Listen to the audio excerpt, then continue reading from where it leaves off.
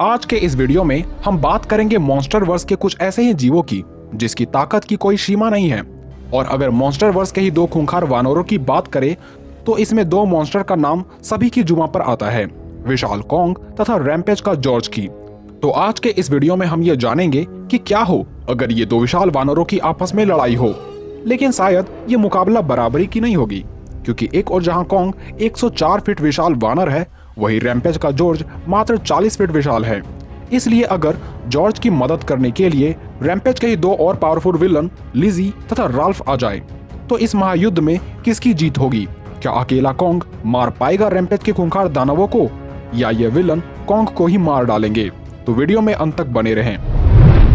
अगर हम बात करें कॉन्ग की तो यह स्कल आइलैंड का रक्षक और एक उचित शासक है, जो दिखने में किसी विशाल वानर की तरह लगता है। और मूवी के मुताबिक ये अपने प्रजातियों का आखिरी पीढ़ी का जीव है, जिसे गुस्सा आते ही ये काफी डरावना और निर्दयी बन जाता है।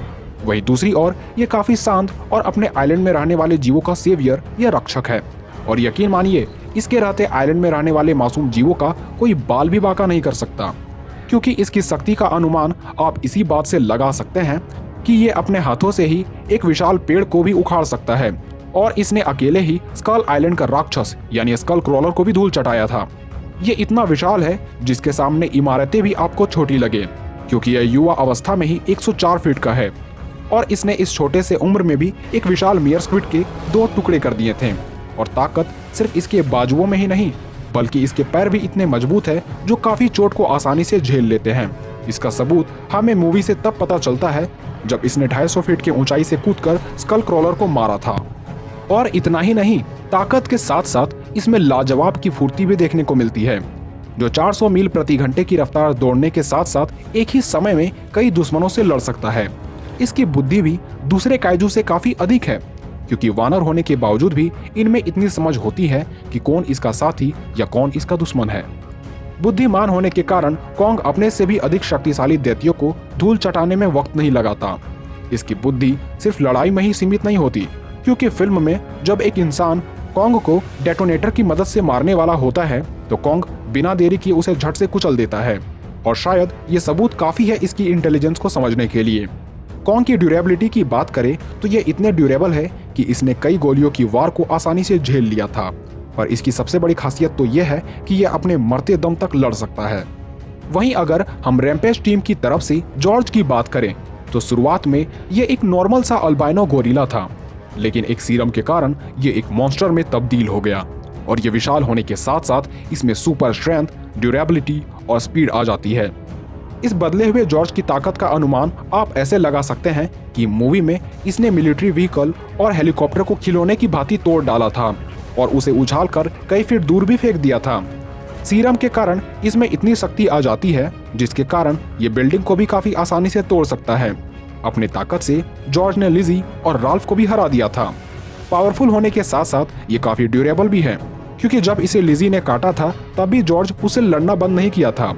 जॉर्ज फ्लेक्सिबल होने के साथ साथ काफी इंटेलिजेंस भी है और इसकी फुर्ती भी लाजवाब की है, जिसे आपने मूवी में भी देखा होगा जब इसने अकेले दोनों मॉन्स्टर का सामना किया था।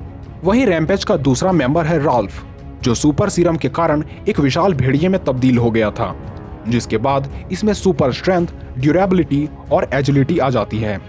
इसलिए मूवी में इसने बम धमाके को भी आसानी से झेल लिया।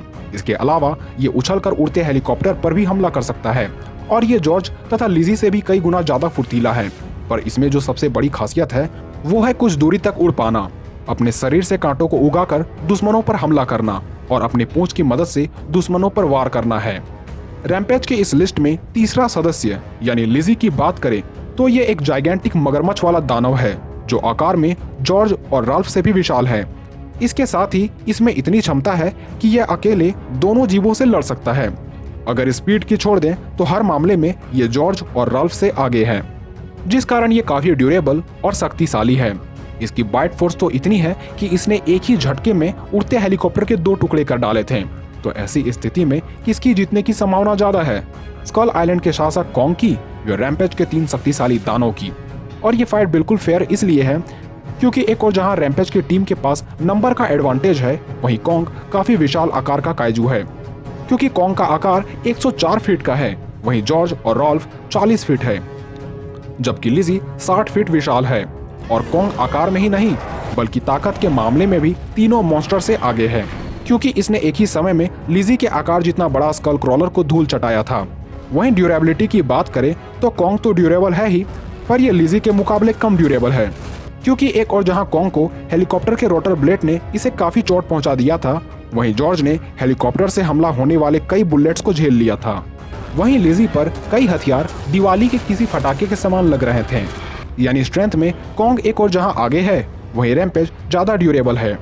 इसलिए जब कभी दोनों के बीच लड़ाई होती है तो कॉन्ग के लिए जॉर्ज और राल्फ कोई बड़ी समस्या नहीं होती, पर लिजी कॉन्ग को कड़ी टक्कर दे सकता है। और जब मिलकर रैम्पेज की टीम कॉन्ग पर हमला करेंगे तो कॉन्ग पहले राल्फ और जॉर्ज को उछालकर काफी दूर फेंक सकता है, पर लिजी काफी देर तक कॉन्ग से उलझता रहेगा। पर कॉन्ग के विशाल आकार, इंटेलिजेंस और फुर्ती के कारण ये लिजी को भी मार गिराएगा। खैर, इस पर आपकी क्या राय है, हमें कमेंट में लिखना ना भूलें।